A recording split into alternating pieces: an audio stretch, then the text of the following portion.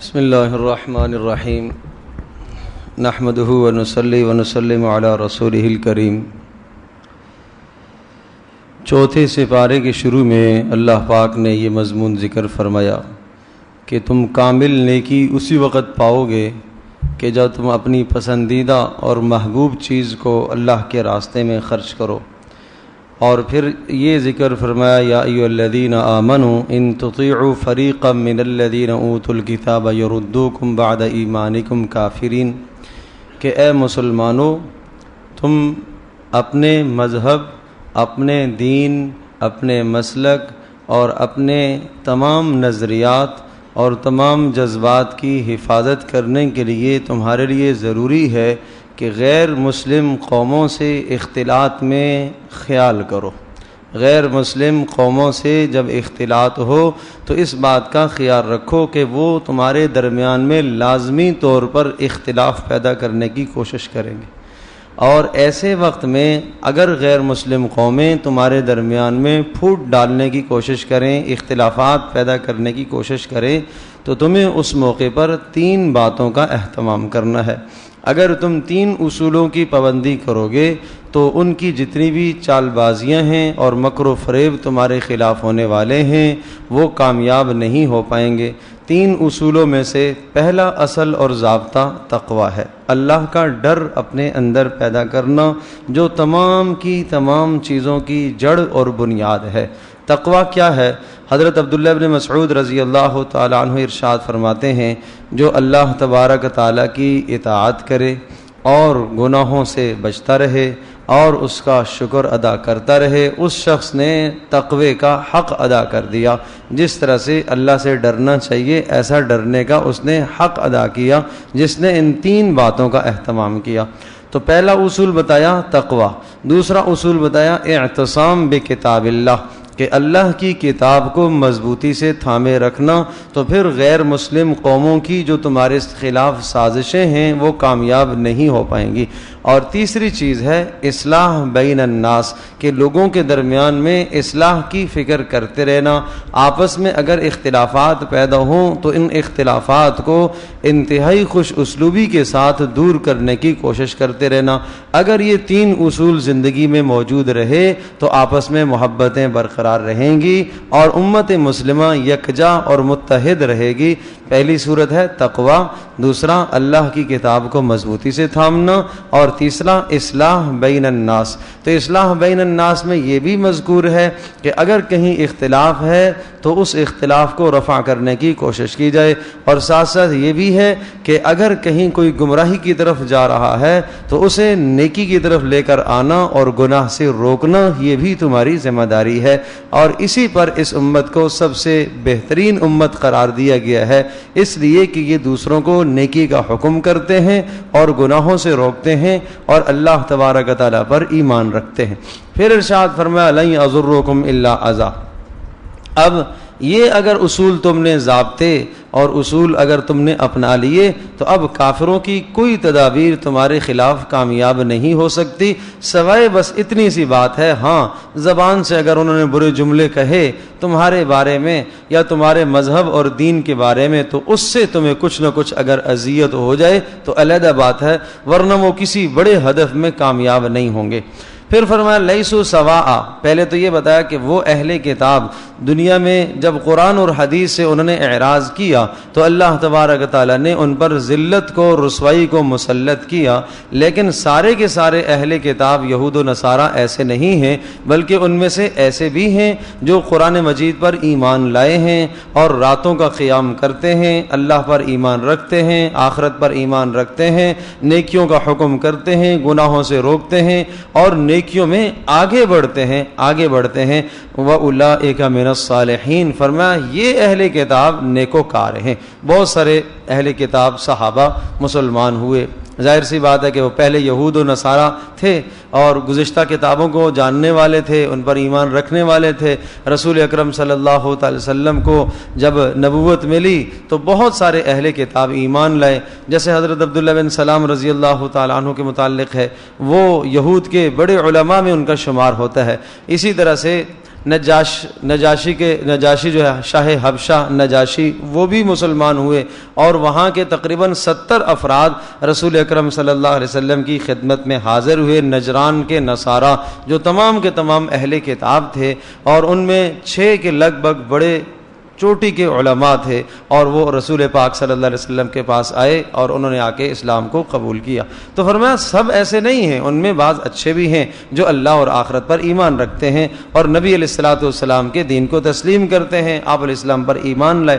پھر ارشاد فرمایا ان الذین کفروا لن تغنی عنہم اموالهم ولا اولادهم من اللہ شیئا، اگر دنیا میں تمہیں کافروں کی طاقت نظر آتی ہے اور ان کے مال و اسباب تمہیں نظر آتے ہیں، تو یاد رکھو ان کی طاقتیں اور ان کے مال و اسباب اللہ پاک کے عذاب سے ان کو کبھی بھی نہیں بچا سکتے۔ اللہ کا عذاب اگر ان پر آنا ہوا تو اللہ پاک ان پر عذاب نازل کرے گا۔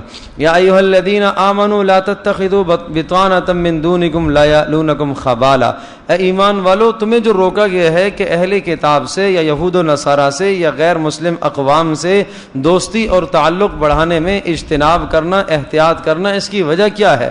اس کی وجہ یہ ہے، سب سے پہلی وجہ یہ ہے لا تتخذوا بطانۃ من دونکم لا یألونکم خبالا، وہ تمہارے رازدان نہیں ہو سکتے، وہ تمہارے رازدان نہیں ہیں۔ وَدُّوا مَا عَنِتُّمْ، دوسری بات یہ ہے وہ ہمیشہ یہ چاہیں گے کہ تمہیں تکلیف پہنچے۔ تیسری بات قَدْ بَدَتِ الْبَغْضَاءُ مِنْ أَفْوَاهِهِمْ، ان کے منہوں سے تمہارے خلاف بغض ٹپک رہا ہے۔ وَمَا تُخْفِي صُدُورُهُمْ أَكْبَرُ وَمَا تُخْفِي صُدُورُهُمْ أَكْبَرُ، اور چوتھی بات یہ ہے کہ جو ان کے سینوں میں اور دلوں میں تمہارے خلاف، مذہب کے خلاف، اسلام کے خلاف، دین کے خلاف نفرت چھپی ہوئی ہے، وہ اس سے زیادہ بدترین ہے۔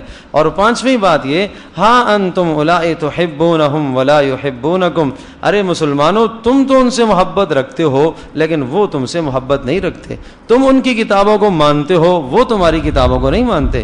وَإِذَا لَقُوكُمْ قَالُوا آمَنَّا، اور جب وہ تمہارے سامنے آتے ہیں تو تمہارے ساتھ ہمدردیاں ظاہر کرتے ہیں۔ وَإِذَا خَلَوْا عَضُّوا عَلَيْكُمُ الْأَنَامِلَ مِنَ الْغَيْظِ، اور جب تم سے الگ ہو کر ملتے ہیں آپس میں ایک دوسروں کو تو غصے کے مارے اپنے دانتوں میں، اپنی انگلیوں کو دانتوں میں چبانے لگتے ہیں۔ فرمایا قُلْ مُوتُوا بِغَيْظِكُمْ، ان سے کہو اپنے غصے میں مر جاؤ، غرق ہو جاؤ۔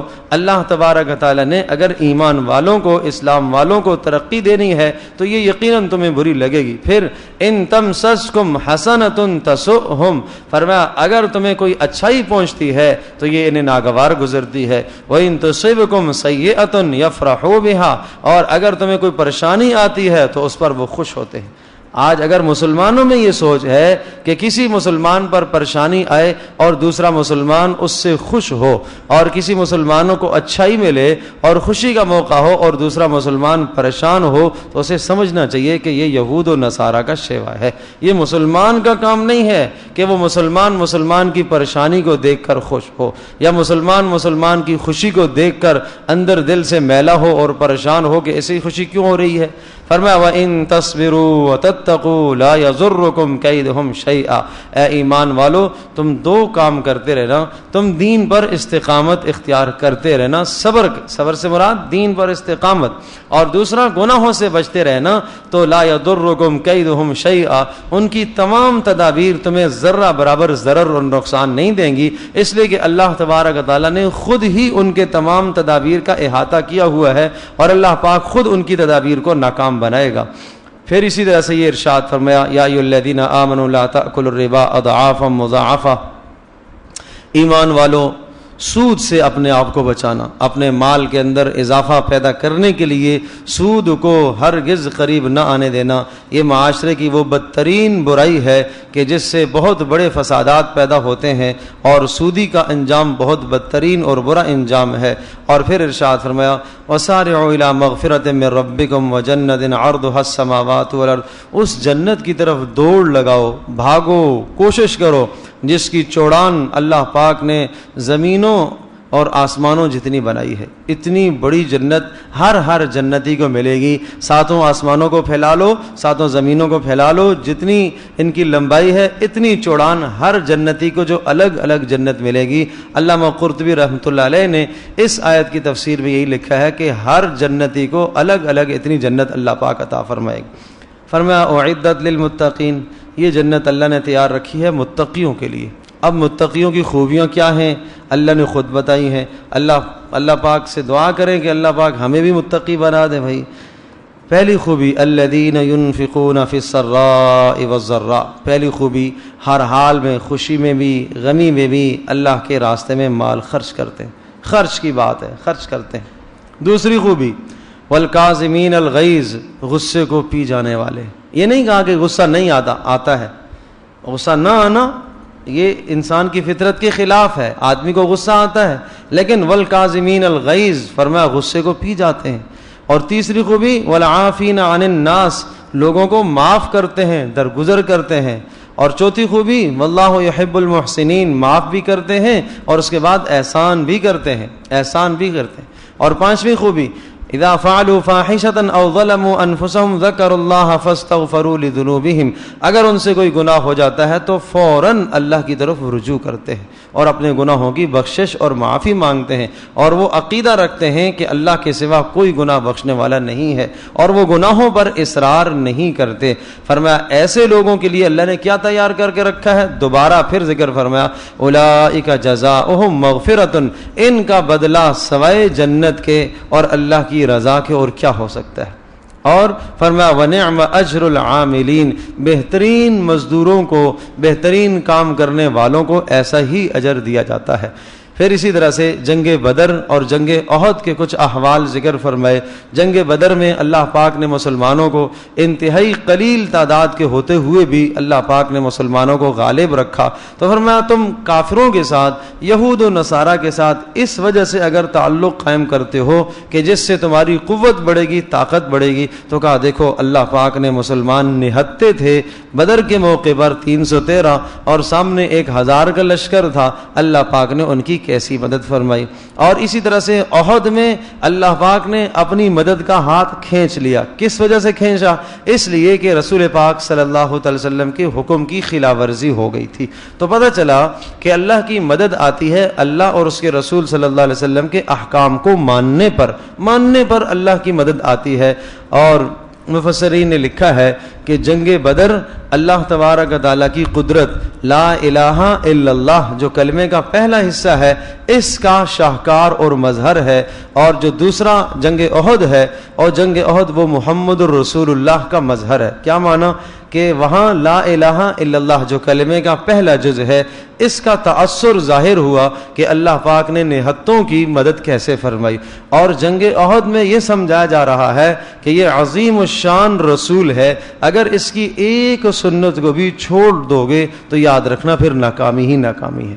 اس لیے کہ جنگ احد میں واقعہ یہی تھا کہ رسول پاک صلی اللہ علیہ وسلم نے ایک دستے کو مقرر فرمایا کہ یہاں سے آپ نے ہٹنا نہیں ہے، چاہے کچھ بھی ہو جائے، جنگ جیت جائیں، جنگ ہار جائیں، آپ نے یہاں سے ہلنا نہیں ہے.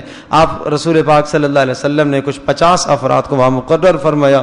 لیکن جب جنگ ختم ہو گئی تو انہوں نے حضرت صلی اللہ علیہ وسلم کے اذن اور اجازت کا انتظار نہ فرمایا، بلکہ وہ نیچے میدان میں اتر آئے، جس کے نتیجے میں جنگ کا پانسا پلٹ گیا اور وہ فتح جو ہے وہ شکست میں بدل گئی. اور اس کے بعد ہی پھر نبی علیہ السلام کے دندان بھی شہید ہوئے اور 70 صحابہ کی شہادتیں واقع ہوئی ہیں. حضرت حمزہ رضی اللہ تعالیٰ عنہ اسی کے بعد ہی پھر شہید ہوئے. تو یہ جو نقصان اتنا عظیم ہوا، یہ سمجھایا جا رہا کہ رسول اکرم صلی اللہ علیہ وسلم کی اتباع سے، اطاعت سے اگر نکلو گے تو بڑا عظیم نقصان ہے، بہت بڑا نقصان ہوگا. لیکن پھر بھی وہ لوگ چونکہ تھے مخلص جنہوں نے اس جگہ کو چھوڑا، کہا انہیں آپ معاف کر دیں. اور صرف معاف نہ کر دیں، فرمایا وشاورہم فی الامر، ان کی حوصلہ افزائی کے لیے اپنے ساتھ مشاورت میں انہیں شریک کیجئے. حالانکہ نبی پاک صلی اللہ علیہ وسلم صاحب وحی ہیں، کسی سے مشورہ نہ کریں جب بھی کیا ضرورت ہے، لیکن پھر بھی حکم دیا ان کی حوصلہ افزائی کے لیے آپ ان کو مشورے میں شریک کرتے رہیں. یہ اس لیے تاکہ عظمت صحابہ، احترام صحابہ پتہ چلے قیامت تک آنے والے لوگوں کو کہ محمد صلی اللہ علیہ وسلم کے ساتھ جو لوگ تھے، حضرت صلی اللہ علیہ وسلم کے جو تربیت یافتہ تھے، قصدن اور عمدن اور ارادتن انہوں نے غلطی نہیں فرمائی بلکہ اجتہادی خطا تھی، اور وہ اجتہادی خطا اللہ پاک نے انہیں معاف کر دی اور اللہ نے درگزر والا معاملہ ان کے ساتھ فرمایا. لہٰذا کسی بھی قسم کا ان پر قدغن نہیں لگانا چاہیے. اس کے بعد فرمایا ولا يحزنك الذين يسارعون في الكفر انهم لن يضروا الله شيئا ولا يحسبن الذين كفروا انما نملي لهم خير. اس دنیا کے اندر مال و اسباب کسی کے پاس ہیں، کافروں کے پاس ہیں اور مشرکوں کے پاس اگر اللہ پاک نے دنیا کی فراوانی رکھی ہے تو سمجھو یہ اللہ کی طرف سے ان کے لیے ڈھیل ہے، یہ اللہ پاک کی طرف سے رضامندی کی دلیل نہیں ہے. کسی کو مال مل جانا یہ رضامندی کی دلیل نہیں ہے، کسی کا فقر و فاقے میں مبتلا ہو جانا یہ اللہ کی ناراضگی کی دلیل نہیں ہے. فرمایا یہ آزمائش ہے. وَلَا يَحْسَبَنَّ الَّذِينَ يَبْخَلُونَ بِمَا آتَاهُمُ اللَّهُ مِنْ فَضْلِهِ هُوَ خَيْرًا لَهُمْ. وہ لوگ جن کو اللہ پاک نے مال دیا ہے اور وہ مال کو جمع کرتے ہیں اور وہ بخل کرتے ہیں، فرمایا یہ اپنے لیے بہتر سمجھ رہے ہیں کہ ہم مال سمیٹ کر بخل کر کے اور مال کو خرچ کرنے سے بچا لیا ہم نے اور یہ ہم اچھا کر رہے ہیں. فرمایا نہیں، بل ہوا شر لہم، یہ تو ان کے لیے برا ہے.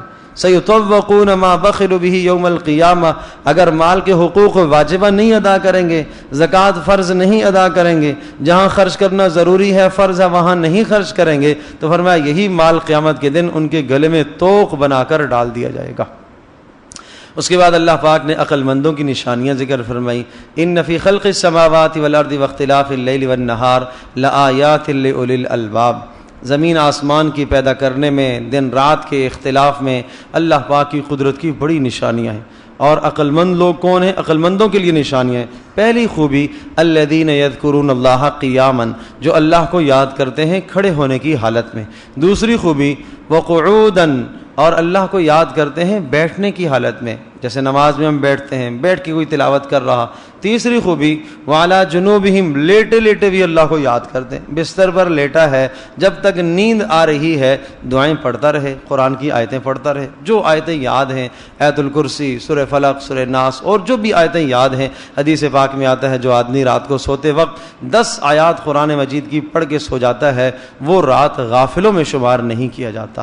فرشتہ ایک مقرر ہو جاتا ہے جو اس کی نیکیاں لکھتا رہتا ہے صبح تک. اگر یہ اس شرط میں ہے جب آدمی رات کو سوتے وقت باوضو ہو کے سوئے اور 10 آیتیں پڑھ کے. بے وضو پر یہ ثواب نہیں ہے، باوضو ہونے پر یہ ثواب ہے. تو اس لیے باوضو ہونے کا بھی اہتمام کیا کریں اور 10 آیات کو بھی پڑھ لیا جائے تو ساری رات ایک فرشتہ نیکیاں لکھتا رہتا ہے. اور اس کے بعد چوتھی خوبی یہ ذکر فرمائی وَيَتَفَكَّرُونَ فِي خَلْقِ السَّمَاوَاتِ وَالْأَرْضِ رَبَّنَا مَا خَلَقْتَ هَذَا بَاطِلًا. آسمان زمین کی پیدائش اور تخلیق میں وہ غور و فکر کرتے ہیں اور یہ کہتے ہیں کہ یا اللہ تو نے ان کو بیکار نہیں بنایا، ان کو تو نے کسی مقصد کے تحت بنایا. اور وہ دعائیں مانگتے ہیں، اللہ کی طرف رجوع کرتے ہیں. کیا کہتے ہیں؟ اے اللہ جس کو تو نے جہنم میں داخل کر دیا اس کے لیے تو رسوائی اور ذلت کا فیصلہ ہو گیا. اے اللہ ایک منادی نبی پاک صلی اللہ علیہ وسلم وہ آئے اور انہوں نے ہمیں ایمان کی طرف بلایا، پکارا. اے اللہ ہم ایمان لے آئے. اے اللہ اس کے نتیجے میں ہمارے گناہوں کو معاف فرما اور ہمارا انجام نیک لوگوں کے ساتھ فرما دے. اور اے اللہ تو نے اپنے رسولوں کی زبانی جو وعدہ کیا ہے اے اللہ وہ وعدہ ہمیں عطا فرما اور بے شک تو وعدے کی خلاف ورزی کرنے والا نہیں ہے. اے اللہ قیامت کے دن ہمیں رسوائی سے بچا. تو فرمایا جو لوگ اس طرح سے دعائیں کرتے ہیں فاستجاب لهم ربهم، ان کے پروردگار نے ان کی دعاؤں کو سمجھو قبول کر لیا. کیوں قبول کر لیا؟ انی لا اضیع عمل عامل، اس لیے کہ اللہ فرماتے ہیں ہمارے یہاں کسی محنت کرنے والے کی محنت کو ضائع نہیں کیا جاتا، کسی کی محنت کو اور اجر کو ضائع نہیں کیا جاتا. اس کے بعد سورۃ النساء ہے. سورۃ النساء کا جو مرکزی اور بنیادی مضمون ہے وہ کمزور طبقوں کے حقوق کو بیان کرنا ہے. چنانچہ عورتوں کے حقوق بیان کیے گئے، یتیموں کے حقوق بیان کیے گئے اور اپنے ماتحتوں کے حقوق بیان کیے گئے. خاص طور پر یتیموں کے حقوق شروع میں اور عورتوں کے حقوق شروع میں ذکر ہوئے. یتیموں کے حقوق وآتوا الیتامی اموالہم ولا تتبدلوا الخبیث بالطیب، اپنے مالوں کے ساتھ یتیموں کے مالوں کو مت ملانا. اگر تمہارے گھر میں اڑوس میں پڑوس میں کوئی یتیم بچہ ہے اور وہ تمہاری کفالت میں ہے تو اس کے مال کو اپنے مال کے ساتھ ایسا خلط ملط نہ کرنا کہ اس کے مال کو کھا جاؤ. ہاں یہ صورت ہے کہ اگر اس کے مال کو تم تجارت میں لگاتے ہو تاکہ نفع حاصل ہو اور اس نفع سے یتیم کی کفالت ہو تو کوئی حرج نہیں ہے، تمہیں جائز ہے. اور اسی طرح سے دوسرا جو طبقہ ہے عورتوں کا، فرمایا ان کے مہر ادا کرتے رہنا، جو مہر تم نے مقرر کیے ہیں وہ مہر ادا کرتے رہنا۔ ہاں اگر وہ عورتیں تمہیں سارا مہر معاف کر دیں یا کچھ معاف کر دیں تو تمہیں اس کو لینے کی اور کھانے کی اجازت ہے۔ پھر دوبارہ سے یتیموں کے متعلق یہ ارشاد فرمایا وَابْتَلُوا الْيَتَامَىٰ حَتَّىٰ إِذَا بَلَغُوا النِّكَاحَ، اگر یتیم تمہاری کفالت میں ہے تو اسے تم مال سپرد نہ کرنا، اس کے باپ کا چھوڑا ہوا مال اس وقت تک نہ دیجیے گا جب تک وہ سن شعور کو نہ پہنچ جائے۔ اگر وہ شعور رکھتا ہے اور اس کو پہلے آپ آزماؤ، آپ اس سے تھوڑی خرید فروخت کرواؤ، اور اگر آپ کو اندازہ ہو جاتا ہے کہ ہاں اب یہ مال کی حفاظت کر لے گا تو پھر اس کو آپ دے دو، اور فَأَشْهِدُوا عَلَيْهِمْ، گواہ بنانا اس موقع پر، کہیں ایسا نہ ہو کہ بعد میں تمہارے لیے مشکلات پیدا ہوں۔ اور خیال کرنا اس بات کا، خاص خیال رکھنا وَلَا تَأْكُلُوهَا إِسْرَافًا وَبِدَارًا أَن يَكْبَرُوا، بچے کے یتیم بچے سے کے بڑے ہونے سے پہلے اس مال کو اسراف کر کے نہ کھا جانا، کہیں ایسا نہ ہو کہ تم بچے کے اوپر ہی خرچ کرو لیکن اسراف کر کے خرچ کرو، اور تمہیں یہ خیال ہو کہ جب یہ بڑا ہو جائے گا تو یہ ہمارے بچوں سے آگے چلا جائے گا۔ اس سوچ کے تحت فرمایا مال میں اسراف نہ کرنا۔ یہاں تک بھی اجازت دی ہے کہ اگر تم جو یتیم کی کفالت کر رہے ہو اور اس کفالت میں اگر تم غریب ہو، ضرورت مند ہو، تو اس کفالت کی مزدوری بھی آپ یتیم کے مال سے لے سکتے ہو، لیکن اتنی لینی ہے کہ جتنا عام طور پر رواج ہے۔ مثال کے طور پر ایک دن کسی نے یتیم کی تربیت میں یا اس کے کسی بھی معاملے میں اس کا دن ضائع ہوا ہے، دہاڑی ضائع ہوئی ہے، تو سمجھے کہ اگر مزدور رکھتا آج کے دن کے لیے یتیم کے کام کے لیے تو وہ کتنے پیسے لیتا، جتنے پیسے وہ مزدور لیتا، وہ ملازم لیتا، اتنے پیسے آپ اس یتیم کے مال سے بطور اجرت کے لے سکتے ہو۔ لیکن فرمایا وَمَنْ كَانَ غَنِيًّا فَلْيَسْتَعْفِفْ، اور اگر تم غنی ہو، مالدار ہو تو پھر اجتناب کرو، پھر نہ کھاؤ، پھر عزیمت پر عمل کرو۔ اور اس کے بعد میراث کے احکام کو اللہ پاک نے ذکر فرمایا ہے، اور میراث کے 12 اصول ذکر فرمائے، اور آخر میں پھر یہ ذکر فرمایا تِلْكَ حُدُودُ اللَّهِ، یہ اللہ کی حدیں ہیں، یہ اللہ کے احکام ہیں۔ جو اللہ اور اس کے رسول کی اطاعت کرے گا، میراث کے احکام میں اپنے ماتحتوں کی میراث دے گا، عورتوں کو حق دے گا، فرمایا یدخلہ جنات تجری من تحتها الانہار خالدین فیہا، اللہ پاک اسے جنتوں میں داخل کرے گا جن کے نیچے نہریں بہہ رہی ہوں گی، اور یہ سب سے بڑی کامیابی ہے۔ اور سنو، ان احکام سے جو اعراض کرے گا، جو اللہ اور اس کے رسول کی نافرمانی کرے گا، ویتعدی حدودہ، اور اللہ اور اس کے رسول کی بتائی ہوئی حدود سے تجاوز کر جائے گا، یدخلہ نارا، اللہ پاک اس کو پھر جہنم میں داخل کرے گا، اور اس کے لیے ذلت والا عذاب ہے۔ پھر ارشاد فرمایا اگر گناہ ہو جائے، سرزد ہو جائے تو فرمایا توبہ کر لو، انما التوبۃ علی اللہ للذین یعملون السوء بجہالۃ ثم یتوبون من قریب، نادانی سے، غلطی سے گناہ ہو گیا، سرزد ہو گیا، پھر جلد فوری توبہ کر لی، فاولئک یتوب اللہ علیہم، اللہ توبہ کو قبول کرنے والا ہے۔ لیکن فرمایا اس وقت توبہ قبول نہیں ہوگی جب موت کے آثار نظر آنے لگ جائیں۔ موت سے پہلے جب بھی آدمی توبہ کرے گا تو اس کی توبہ کو قبول کر لیا جائے گا، لیکن فرمایا جب موت کے آثار اور حلق کو موت پہنچ آئی ہے، اب اس کے بعد توبہ قبول نہیں ہوگی۔ جب اس عالم دنیا سے اس کا نظام کٹ جائے اور عالم بالا سے، اوپر والے جہان سے اس کا نظام جڑ جاتا ہے، اس کے بعد اللہ پاک اس کی توبہ کو قبول نہیں کرتا۔ تو رمضان المبارک کا مہینہ ہے، یہ بھی توبہ کا مہینہ ہے، اس میں بھی توبہ کریں۔ رمضان کا مطلب ہی ہے پگھلانا، اور رمضان یہ گناہوں کو پگھال دیتا ہے، یہ گناہوں کو دھو دیتا ہے۔ حدیث پاک میں آتا ہے جو آداب کی رعایت رکھتے ہوئے روزہ رکھتا ہے اور اسی طرح سے توبہ کرتا رہتا ہے، جب آخری دن ہوتا ہے رمضان کا آخری دن، تو اللہ تبارک و تعالیٰ فرشتوں سے پوچھتے ہیں بتاؤ آج ان روزے داروں کو، مزدوروں کو کیا اجرت ملنی چاہیے؟ تو اللہ پاک ارشاد، فرشتے کہتے ہیں یا اللہ ان کو پورا بدلہ دے دیا جائے۔ تو اللہ پاک فرماتے ہیں اچھا تم گواہ رہو، میں نے ان کے سب گناہ معاف کر دیے، گزشتہ سارے گناہ معاف کر دیے۔ اور پھر اللہ پاک فرشتوں کو حکم دیتے ہیں اچھا اب تم جاؤ اور عید والے دن گلیوں میں، راستوں میں، چوراہوں میں، چوکوں میں کھڑے ہو جاؤ اور لوگوں کو مبارکباد دو کہ اللہ پاک نے تمہارے گناہوں کو معاف کر دیا، اور نہ صرف معاف کر دیا بلکہ تمہارے گناہوں کو اللہ پاک نے نیکیوں میں تبدیل کر دیا۔ اللہ پاک یہ سعادتیں ہم سب کو نصیب فرمائے۔